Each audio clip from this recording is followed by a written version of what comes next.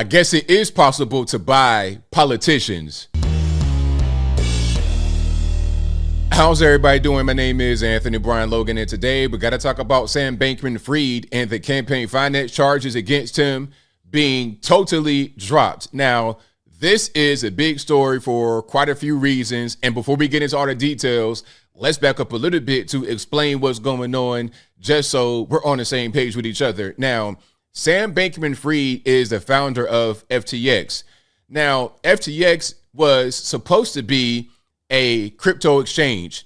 The idea was you, the normie, the consumer, you give them your cold hard cash and they convert that into crypto investments. And as a result of this process, you are able to make money.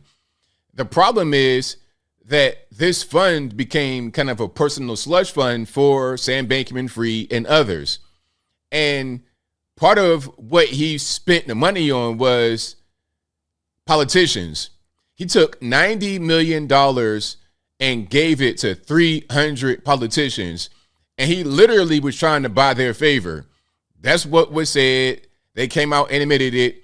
And we see that it could be working here because although he still faces fraud charges and some other stuff as it relates to his ex-girlfriend, we'll get to that potentially in a minute, he still faces those charges, but no campaign finance violation. Now, the excuse is, oh, well, the Bahamas was not going to extradite on that whole situation, but yet he has been sent back to the U.S. from the Bahamas. So they did not want to relinquish that particular charge. Will he still face that charge in the Bahamas? It seems kind of ridiculous to me. I think this is politicians just being political and structuring this thing in a way to try and throw the Bahamas under the bus to save their own hind parts. Because if that goes to court, now we're going to have discovery. And if you're a politician and you got money from Sam Bankman-Fried, okay, are you going to give it back? Why did you take it? Did you know he was a fraudster? What's going on? And I'm not trying to point out any particular political party. I've not said that at all because you're talking about those on the left and the right who got money from Sam Bankman-Fried. Maybe they knew it was a scam. Maybe they didn't. But I think it might be a little bit too messy for them to deal with. So although he's still facing the fraud charges, the campaign finance, that's a little bit too close to home. He did buy our favor after all. Let's give him a little bit of a break here. Okay, the same break they gave him when they gave him bail to begin with. His bail was $250 million and it got granted and he made it. If you know this guy is a fraudster and he was stealing money from the company, why would you give him such a high bail and then he meets it and you're like, oh my goodness, where did he get the money? You don't know where the money came from? I presume if the bail is that high and you pay 10%, that's $25 million. Where does a fraudster get $25 million from? Let's just make it make sense here, okay? At a certain point, we got a high-level grift going on. And before I go any further into what I'm saying, we got a few clips. And, of course, I will place these clips in the description if you guys want to see them. If you're on IG, link in the bio as always. Visit the corresponding article on the website. But here's a clip of him leaving a courtroom in the U.S., if I'm not mistaken. If I'm wrong, y'all let me know. And this is, I guess, today, yesterday, sometime recently when the campaign finance charges are dropped. Let's check it out. Yep. Good morning. All right. Okay, now here it is. Sam Bankman-Fried leaving after his... Are you changing your plea? Abruptly. Guys, right through. Mr. Bankman-Fried, Why make the contact? Are you worried you're going to prison?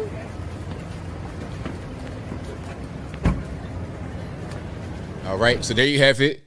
Get shuttled off into just, one place or the other. It does appear to be the U.S. So here is the article. Okay, DOJ drops campaign finance charge against Democratic mega donor, alleged fraudster. Now, this headline is correct, but I think he also gave to Republicans, just to put that out there. But I think the majority of those who gave money to were Democrats. But again, I cannot make the distinction between different parties. I think it's a political thing that both parties don't really want to touch with a 10-foot pole. So you see what's going on here. So DOJ dropped a campaign finance charge against disgraced former crypto tycoon Sam Bankman-Fried, whatever, same thing. SBF on Wednesday night, according to a court document from the Southern District of New York. Authorities assert that SBF, the co-founder and bankrupt crypto exchange FTX, and its associates utilized customer deposits for $90 million in campaign contributions to around 300 candidates or political action committees, according to the New York Times. The DOJ's letter to the New York court states that it is not pursuing the charge because the Bahamas did not plan to extradite SBF to the U.S. on it. I don't really understand. He's already back in the U.S. They already extradited him for the fraud charges. So the legalese and all that kind of stuff behind this just doesn't make any sense to me. Again, I think it's a political thing because the politicos don't want their dirty laundry aired out there. It's going to be embarrassing.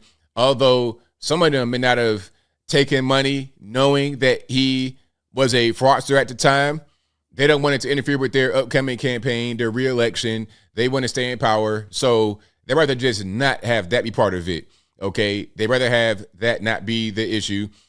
Quote, the government has been informed that the Bahamas notified the United States earlier today that the Bahamas did not intend to extradite the defendant on the campaign contributions count. Accordingly, in keeping with its treaty obligations to the Bahamas, the government does not intend to proceed to trial on the campaign contributions count. I mean, it's BS because I was also reading that a politician here in the state said, well, you know what? It'd be simpler to just have the fraud without the campaign contributions violation charges. You know, it just makes it a lot more clean and easy. So is it about the Bahamas and respecting their sovereignty, or is it about politicos here in the US of A? I think we know the answer, but I will keep on moving here. Here's the official letter. There is not a whole lot much more to it. Hold on. SBF contributed nearly $39 million to Democrat-aligned causes, emerging as second largest individual donor to them during the 2022 midterm election cycle. According to WAPO's analysis of FEC data, the Bahamas speedily extradited SBF to the U.S. in December. Like I said, they sent him there in December when FTX collapsed. According to the New York Times, since then, he has been confined to his parents' California residence on a $250 million bond. All right, so nice and comfy. And the parents' residence, of course, is probably paid by SBF. Although his parents were mildly successful on their own, doesn't really matter. I think a lot of that is from his money. All right. Now, here's something else. This is another part that he's being charged with. They want him in jail before the fraud case for some ticky-tack stuff. The fraud case is the big thing. He should be in jail for that. There shouldn't be any bail for that. He shouldn't be able to be comfy at his mama's house in California when he stole billions of dollars. That really shouldn't be what's going on, right? But anyway, prosecutors requested a federal judge to detain him in jail until his trial scheduled for October on Wednesday, according to NPR. The judge placed a gag order on SBF because he allegedly tampered with the witness by leaking his former girlfriend and FTX business partner Carolyn Ellison's diary entries. So they want him in prison on a diary entries, but he can be totally free out on bond for stealing billions of dollars. Make it make sense. Again, we got politicos just doing these things to help themselves and maybe to help others aside from Sam Bankman-Fried. Because when you're talking about a fraud of this scale, you're going to have some really big fish involved, and those big fish would wish to remain anonymous. All right, let's keep on going. SBF is currently set to face 7 charges during the October trial, such as defrauding customers and lenders of FTX. According to the New York Times, prosecutors allege that he masterminded a scheme of diverting billions of dollars from customers' deposits with FTX to fund campaign contributions, donations to charities, and real estate acquisitions. All right. So this guy was buying real estate, trying to buy politicians, doing whatever, and giving to Alameda. Okay, that's where Carolyn Ellison comes in, because he was trying to muddy the waters as far as her character, releasing diary entries. It was really weird. If I can find those entries and show some, I will throw them on the screen. But it was really a crazy mess. All right, this is what I'm talking about right there. They went in jail before the fraud trial.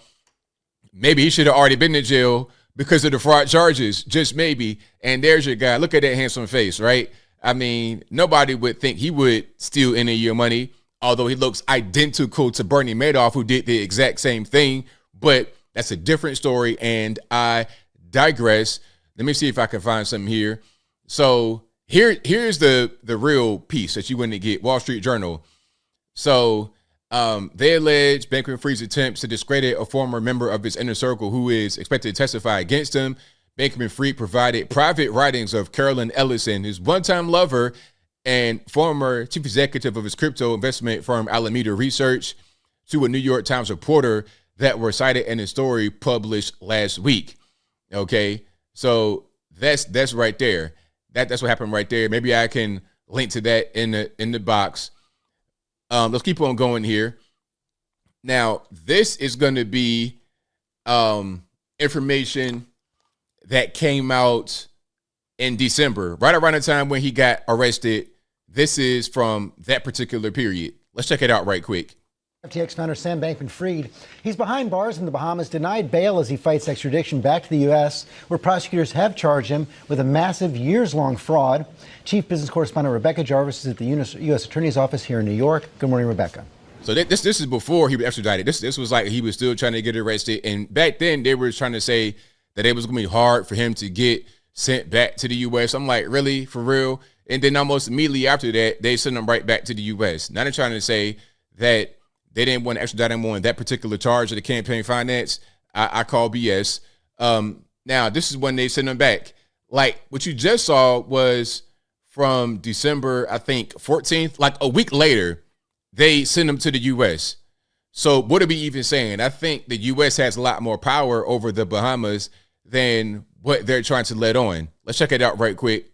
Developments overnight in the FTX crypto collapse. Disgraced founder Sam Bankman-Fried back in the U.S. after extradition from the Bahamas, due in court today on charges that he used investors' money for personal gain. Aaron Katursky has more. Good morning to you, Aaron. Good morning. So, yeah, they had him in the Bahamas and they sent him back for the fraud charges, but for some reason, they did not want the campaign finance.